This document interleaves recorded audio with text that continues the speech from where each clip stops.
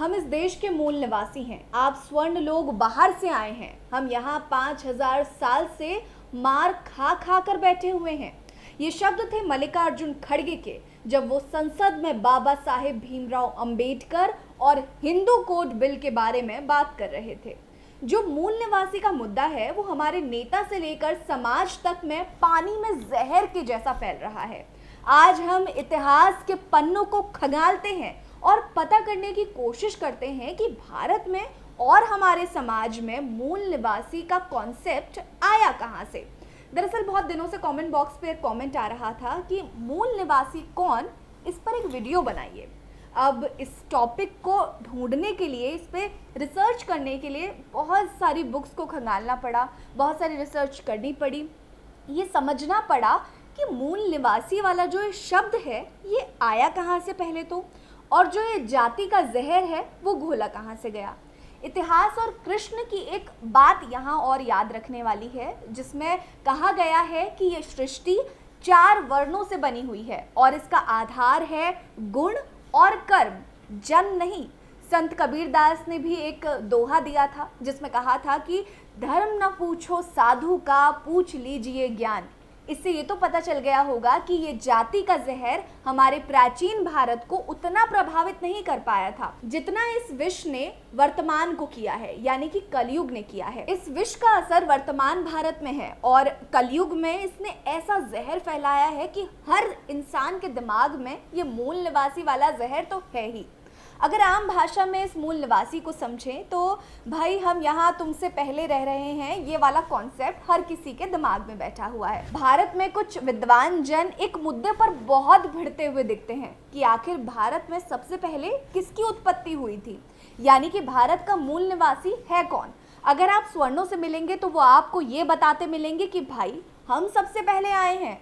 स्वर्णों में भी अगर आप ब्राह्मणों से मिल लेंगे तो वो उनकी राय कुछ और होगी। क्षत्रिय और जमींदारों से मिलें तो वो कुछ और ही बात बताएंगे। वहीं दूसरी तरफ अगर आप दलितों को सुनेंगे तो उनका इतिहास कुछ अलग निकल कर आएगा, और अगर आदिवासियों से बात करेंगे तो वहाँ की कहानी भी कुछ और ही होगी। इसीलिए वीडियो आप तक लेके आए हैं। नमस्कार, मैं हूँ आपके साथ रीटा और आप देख रहे हैं भीमसेना। आज मूल निवासी के टॉपिक पर पूरा डिस्क्राइब करेंगे कि मूल निवासी से आखिर समझ में क्या आता है और आखिर इसका कॉन्सेप्ट क्या है, यानी कि एक अगर सिंपल भाषा में बात करूं तो इसकी जड़ क्या है। मूल निवासी कौन है, इस सवाल पर जब जब बवाल मचा तब तब आर्यों और द्रविड़ों को एक दूसरे के विरुद्ध पाया गया। आर्यों और द्रविड़ों का मतलब वर्तमान के स्वर्ण और दलित में है। आज ये तय कर पाना वाकई बहुत मुश्किल है कि कौन मूल निवासी है और कौन विदेशी है, क्योंकि जनता तो जनता, यहाँ तो राजनेता भी झूठ परोसने में माहिर है। आपको याद होगा कि बचपन से ही एक चीज आपने पढ़ी होगी कि इंसानों के पूर्वज बंदर हुआ करते थे। हम सभी ने पढ़ा है, यानी कि इंसान वानर जाति का ही एक विकसित रूप है। हाँ, लेकिन भारत जैसे देश में इस साइंटिफिक रीजन को या फिर इस साइंटिफिक फैक्ट को प्रूव कर पाना थोड़ा सा मुश्किल है। हालांकि किताबी ज्ञान कुछ और कहता है, लेकिन सामाजिक ज्ञान हर चीज से परे ही होता है।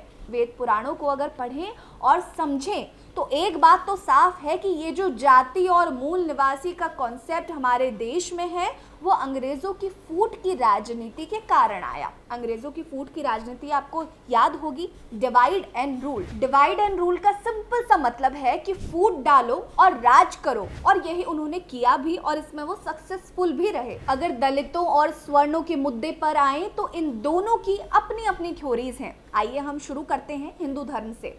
आपको ये तो मालूम ही होगा कि हिंदू धर्म में जाति को 4 श्रेणियों में बांटा गया है, जिसमें ब्राह्मण, क्षत्रिय, वैश्य और शूद्र शामिल हैं। जाति व्यवस्था का ये रूप हिंदू धर्म के पवित्र ग्रंथ में लिखा गया है और उपदेशों में भी बताया गया है, और ये साफ साफ लिखा है कि ये जो जाति व्यवस्था बनाई गई है वो कर्म और गुण के आधार पर बनाई गई है।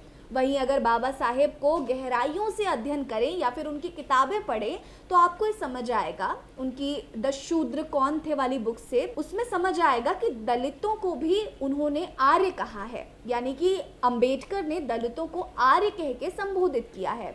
शूद्र कौन थे कि पृष्ठ संख्या 80 में आपको ये बात मालूम पड़ेगी और पूरी डिटेल से अंबेडकर ने समझाया है। बाबा साहेब भीमराव अंबेडकर के इन शब्दों से आपको एक चीज तो साफ हो गई होगी कि आर्य, दलित और आदिवासी के नाम पर हमें सिर्फ अंग्रेजों ने बांटा है। हाँ, पर अंग्रेजों के लिए इस बंटवारे को साबित करना, यानी कि इस बंटवारे को सफल करना या फूट डालना हम भारतीयों ने ही आसान बनाया या सक्सेसफुल बनाया, हम ये कह सकते हैं। भारत में हो रहे दलितों और आदिवासियों पर ऐतिहासिक अत्याचार के कारण अंग्रेज शासकों को हमें बांटने का इससे आसान तरीका कोई नहीं मिल सकता था और कोई दूसरा तरीका उनके पास था भी नहीं। अब अगर आप प्राचीन भारत की बात करें तो वहां आपको ये जाति का जहर नहीं दिखेगा। इस जहर का असर उस समय के समाज में उतना नहीं था, या यूं कह ले कि था ही नहीं। अगर आप संतों को देखें तो प्राचीन भारत में रविदास, वाल्मीकि और कबीरदास जैसे दलित भी थे जो उस समय के महान संत बने थे। अगर आप क्षत्रिय की बात करें तो महापद्मनंदा एक शूद्र मूल से आने वाले व्यक्ति थे। उन्होंने खुद को योद्धा के रूप में उभारा और कई क्षत्रिय कुल को हरा दिया था, इसीलिए उन्हें दूसरा परशुराम कहा जाता है। आप अगर रामायण को भी देखें तो उसमें भी भगवान राम ने सबरी के जूठे बेर खाए थे, ये सबरी भी दलित ही थी। ये सारे एग्जाम्पल्स ये बात बताते हैं कि पहले ये छुआछूत और भेदभाव जैसा कोई भी अंधविश्वास नहीं था। अब देखिए, मर्यादा पुरुषोत्तम राम जब दलित सबरी के जूठे बेर खा सकते हैं तो आज के वक्त में, यानी कि कलयुग में, इस जाति प्रथा का जहर ना जाने क्यों घोल दिया गया।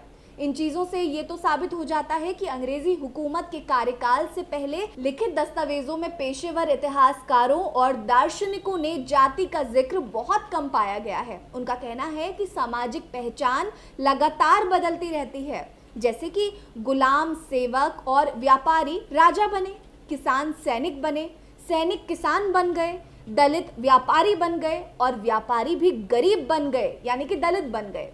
अगर आपको विश्वास नहीं होता तो एक नजर आप इस श्लोक पर डालिए, जन्मे जयन्ते शूद्र, जिसका अर्थ है कि हर कोई एक हीन व्यक्ति के रूप में पैदा हुआ है, लेकिन जो ज्ञान प्राप्त करते हैं या खुद को योद्धाओं के रूप में उभारते हैं वही सच्चे आर्यों में गिने जाते हैं या सच्चे ब्राह्मण क्षत्रिय कहलाते हैं।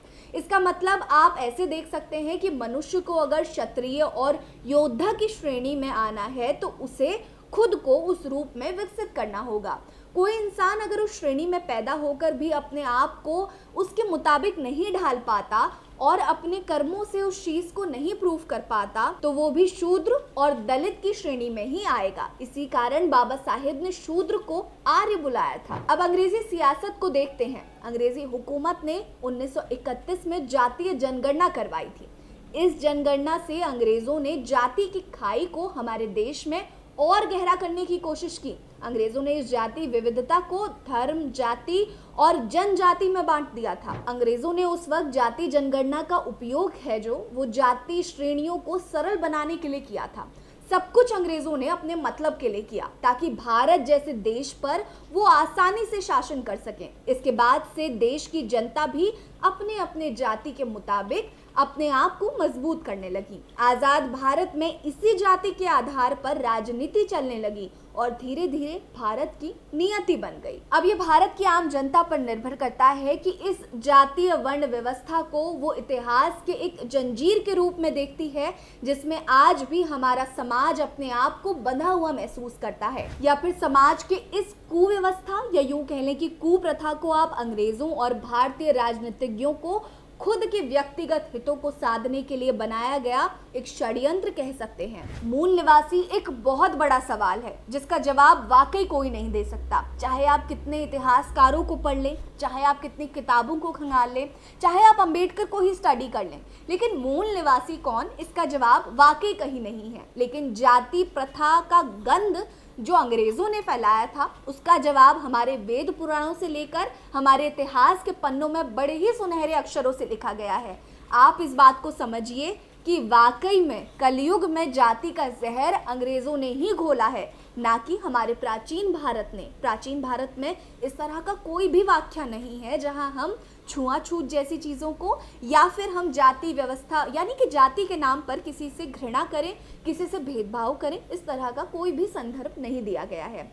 आपको हमारी वीडियोस कैसी लगती हैं हमें ज़रूर बताइएगा, और ये भी बताइएगा कि वेद पुराणों की वो बातें और आज के कलयुग की ये बातें आपको समझ आती हैं या नहीं आती। आपको क्या लगता है कि वाकई अंग्रेज़ों ने ही ये जहर घोला है, और राजनीतिज्ञ जो कर रहे हैं यानी कि हमारे राजनेता जो काम कर रहे हैं वो कितना भरपूर रूप से कर रहे हैं जाति प्रथा को आपस में लड़ाने का, बांटने का और लोगों को एक दूसरे से अलग करने का। बने रहिए हमारे साथ। नमस्कार।